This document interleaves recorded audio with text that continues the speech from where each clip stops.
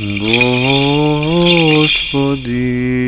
Ісусе Христе, Сине Божий, помилуй меня грешного.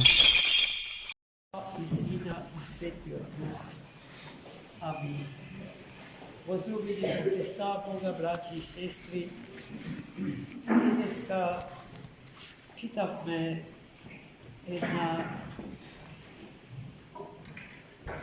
evangelska odlomka od Evangelijeto na Svetog apostol i evangelist Luka, bo koja što evangelistot upisujući za jedan istorijski nastan koji što se slučio u malečkotom gradče Nain vo sveta Palestina, gdje otkriva dimenzijite na Hristovo to Bogo čovekoljubije i milosrdje.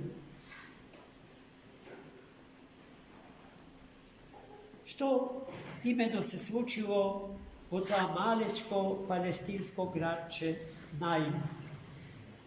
Se slučilo nešto što gi potresuva dušite na sekoj normalan čovjek, na sekoj što može da go opravda ime to čovjek. A to što potresuva je gledkata što ja vidjel sami od Hristos. Pogrebna povorka. Pogrebuvale sin jedinec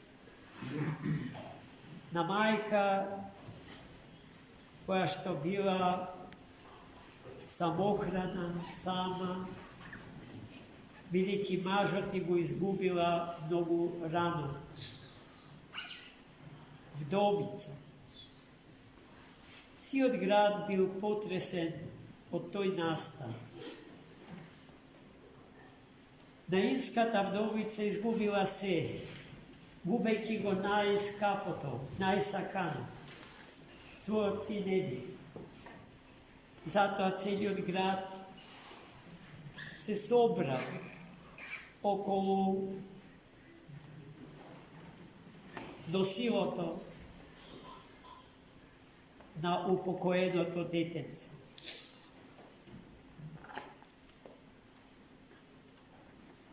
Najtažna od site se razbira bila njegovata majka. Njezinata bolka bila ogromna. Nema instrument što može da ja izmeri se razbira. Ali to što može da ja izmeri bolkata na sekoj čovek, bil tuka, svedok na njezinata bolka. Hristos Bog.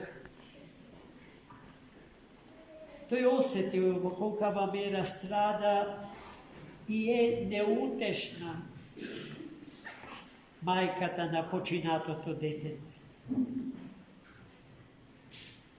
Tivko otišao i so njegovata božestvena raka, koja što je raka na ljubovta i utehata, go dopreo ramoto na stradalnata majka i gi kažal zborovite, ne plač. Vedaš potom se približil do pogrebnjog odar, gi zapreo nosačite na nosiloto i mu se obratio direktno na počinato to dete. Momče, ti zapovedam, stani. I deteto poslušno stanalo, pobeduvajkija smrta, sednalo i počelo da razgovara so Hristos i ugete okolo sebe. A Hristos го взел детето и го предал на неговата мајка. Целиот град ова чудо потресно го доживеа и сите без исклучок доаѓале до закучокот дека таков пророк не се беше јавил на тие простори. И тако чудо никој друг, освен Христос, не можел да направи. Најмили мои, ситуацијата у која што се наоѓала мајката на починатото момче, со сите социјални специфичности што таа ги живеела, е нешто што се случува во секој град, на секој капче од планетата Земја. И можам да кажам дека нема човек кој што нема делумно, барем слично искуство како мајката од денешното свето Евангелие. И уверен сум, а тоа значи сигурен дека нема да сгрешам, ако констатирам дека сите ние имаме потреба раката на љубовта Божија да не допре и да не ги каже истите зборови што ги кажа на мајката. Не плачи, бидејќи секое наше страдание е проследено со солзи, со чувство на горчина и болка.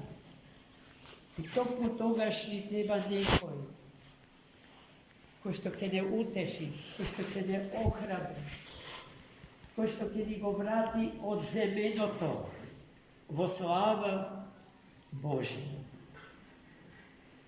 А тоа што се случи во Наин е нешто што се случува секогаш, зашто Христос не е некој кој што некогаш живее, туку некој кој што живее во вечноста, а времето на нашиот живот, времето на постоењето на овој свет е една малечка делница на патот од вечност.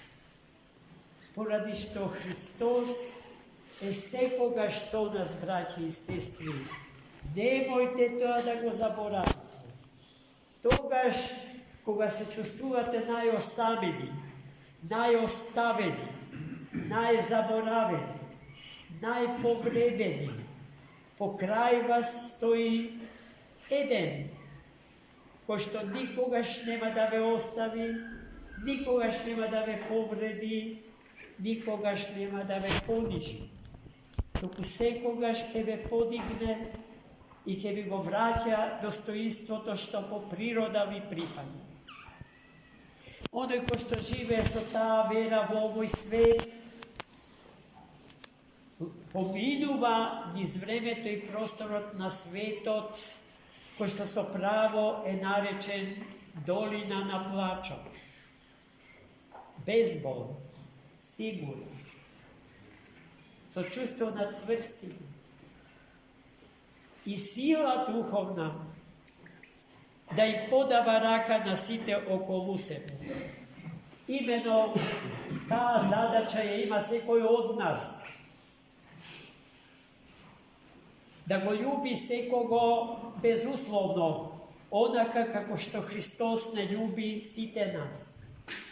Да не поставуваме никакви услови за некого да го сакаме. Да го сакаме онаков како што е. Со сите негови доблести, но и со сите негови слабости.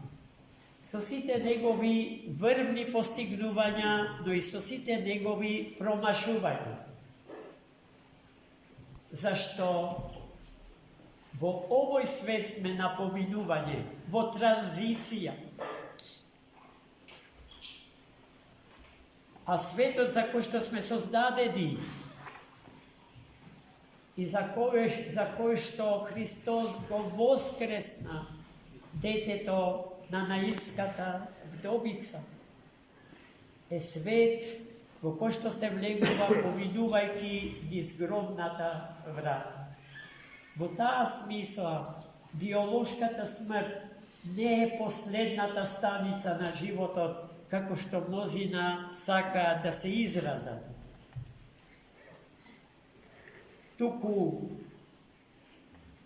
смрт која што ја благословува и ја допушта Господ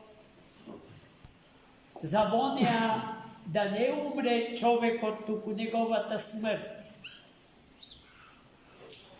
А во смртта на човекот да се роди новиот и несмртен живот, за кој што Господ не создал. Затоа треба да живееме со чувство на сигурност и со целосно отсуство на страх. Единствен страх кој што е оправдан и треба да го сакаме. И според него да живееме стравот Божи, кој што не ни доаѓа од надвор со закана, со санкции, туку страх кој што се раѓа однатре во нас за љубовта Божја, да не ја повредиме со нашата нељубов. Амин. За Бог.